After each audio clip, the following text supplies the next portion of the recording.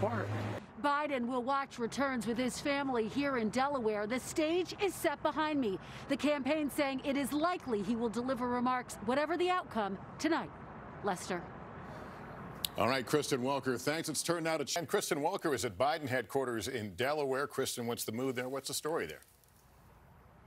Well, Joe Biden watching returns with his family here in Delaware after striking a confident note throughout the day and after making some final campaign stops. He was in Pennsylvania, Scranton, where, of course, he was born, visiting his childhood home. He was also in Philadelphia, urging them to get out the vote. Why so much focus on Pennsylvania? Biden has been there several times over the past several days. Well, because the Biden campaign says, look, they don't need Pennsylvania in order to win the White House. However, it is very difficult for President Trump to win re-election if he doesn't carry Pennsylvania. Of course, that's a state that he won back in 2016. So that's why you see this intense focus on the Keystone State. They like what they're hearing so far in terms of the turnout rate, so they are watching that very closely. But they're also, of course, watching the Midwest, that blue wall that did not hold for Hillary Clinton. Biden has been there multiple times, Michigan, Wisconsin, urging people to get out and vote for him. He says to vote for change. So they will be watching quite closely. They say they don't need to win states like Florida and North Carolina, but those states could help Biden with a victory. So there is measured optimism here inside the Biden camp. Now, some Democrats privately expressing concerns that Biden hasn't had the same aggressive campaign schedule that we have seen from President Trump. I asked a campaign official about that today. This official said, look, we feel confident. We feel as though we left it all out on the field. So now they are watching and waiting with the rest of the country. All right, Kristen Welker, thank you. As recently, Kristen, Joe Biden making an appeal and appeared to be doing well among older voters.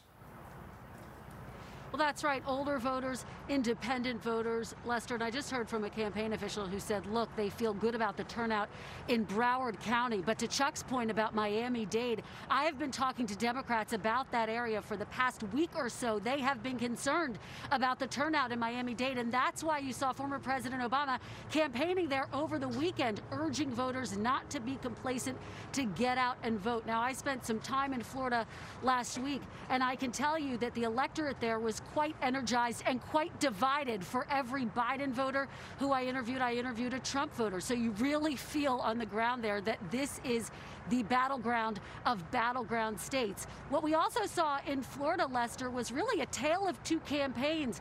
You had President Trump and Joe Biden on Thursday holding these competing rallies in Tampa, which is a swing district, and you had President Trump with this massive crowd, very little social distancing, very few masks. On the other hand, Joe Biden in the same area with a drive-in socially distant rally. Very different messaging on COVID-19. Biden thinking that could be the crux and the key to this campaign, Lester. All right, Kristen, thanks very much. Let's turn to Casey Hunt. She's got some reporting on Duval County as Florida starts to slip out of their hands.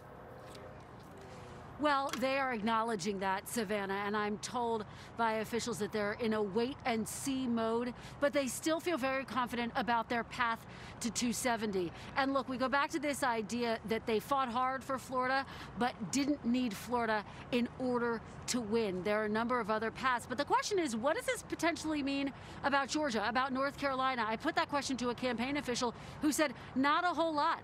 Look, they think that the electorate is unique in Florida for all of the reasons that you've been talking about, particularly in the Miami-Dade area. They think that the president's attacks trying to characterize Joe Biden as socialist stuck. Obviously, that's a characterization that he would reject outright.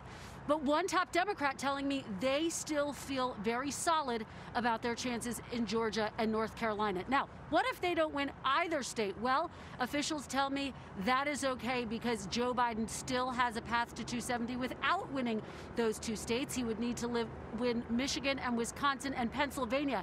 And so that is why you have Joe Biden visiting Pennsylvania 14 times, more than any other battleground state since he won the nomination. That's why he was there again today in Scranton, in Philadelphia, really trying to drive up the vote in Philadelphia, in the suburbs. Of course, that part of the Obama coalition that did not turn out in force in 2016. He needs it if he's going to pull out a victory in the all-important state of Pennsylvania. Savannah and Lester. All right, let's bring in Hallie Jackson right now at the White House. Hallie? So we've been talking about Ohio. How are they feeling about the numbers and what we're seeing here? Well, Lester, with Florida looking increasingly out of reach, of course, they are focused on North Carolina and on Georgia. One campaign official acknowledging that both of those states look very close. But this official telling me we still feel good. We still feel like we have a shot there. So they are focused on those two states. And then, of course, the Midwest, their blue wall. That is where they think that ultimately Vice President Biden will prevail. They are very interested in what they're seeing in Ohio. I've been talking to a number of officials in and out of the campaign, including to Democrats in Ohio, with one telling me that the turnout in some of those Democratic strongholds has been quite strong. And then in some of the swing counties, it looks like Biden is outperforming expectations. Why is that significant? Even if Biden doesn't carry Ohio, they believe it could have implications for the all-important battleground state of Pennsylvania, and that is really where we began this discussion tonight.